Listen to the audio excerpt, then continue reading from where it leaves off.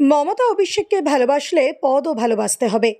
একটা পদও আমার দেওয়া নয়, স্পষ্ট বার্তা কাজল শেখের। শিউরের ২ নম্বর ব্লকের পারুই থানার অন্তর্গত বনশঙ্কা পঞ্চায়েতের জামুরিয়াতে একদিনের জন্য কবাডি খেলার আয়োজন করা হয়েছিল। তৃণমূল কংগ্রেসের পক্ষ থেকে আয়োজিত এই অনুষ্ঠানে উপস্থিত ছিলেন বীরভূম জেলা পরিষদের সভাধিপতি তথা কোর কমিটির অন্যতম সদস্য কাজল শেখ, শিউরি ২ নম্বর ব্লকের পুনরায় ব্লক সভাপতি নির্বাচিত পূর্ত পরিবহন কর্মাধ্যক্ষ নুরুল ইসলাম, সমস্ত তৃণমূলের সদস্য সহ শিউরি শহরের সহ সভাপতি ও এলাকার মানুষজন। অনুষ্ঠানে উপস্থিত হয়ে অনুব্রত ঘনিষ্ঠ তৃণমূল কর্মীদের উদ্দেশ্য করে কাজল শেখ কড়া হুঁশিয়ারি দেন। তিনি বলেন, মানছে না, বিজেপি তো মানবে না, কংগ্রেস তো মানবে না, সিপিএম তো মানবে না, তাহলে তৃণমূলের দেওয়া পদ। যদি তৃণমূল হয়, তৃণমূল দলটা করে থাকে তাহলে অবশ্যই মানবে। আর যদি তৃণমূল দল না করে থাকে তাহলে সে মানবে না।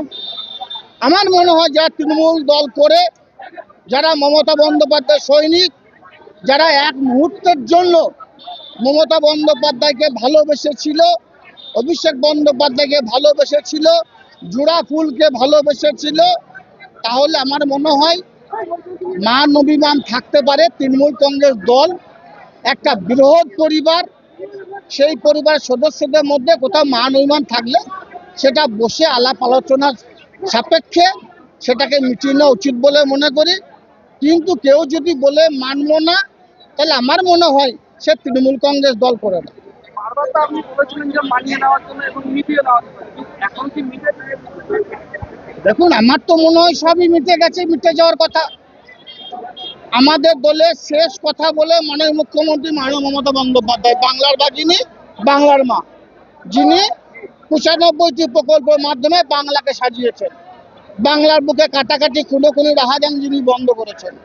আমার তো মনে হয় যুবরাজ অভিষেক বন্দ্যোপাধ্যায়ের কথাই শেষ কথা, কারণ তিনি প্রবীণ নবীনকে এক ছাতার তলায় নিয়ে এসেছেন।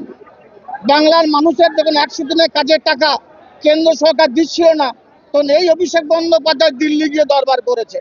বাংলার মানুষের যখন আবাস যোজনা টাকা দিচ্ছিল না, এই অভিষেক বন্দ্যোপাধ্যায় গিয়ে দিল্লিতে দরবার করেছে। সুতরাং বাংলার আপামর জনসাধারণের যিনি মাথার উপর আছেন, তিনি যাকে বা যেখানে যে জায়গায় দায়িত্ব দিয়েছেন তাদেরকে নেতা হিসেবে মানা উচিত।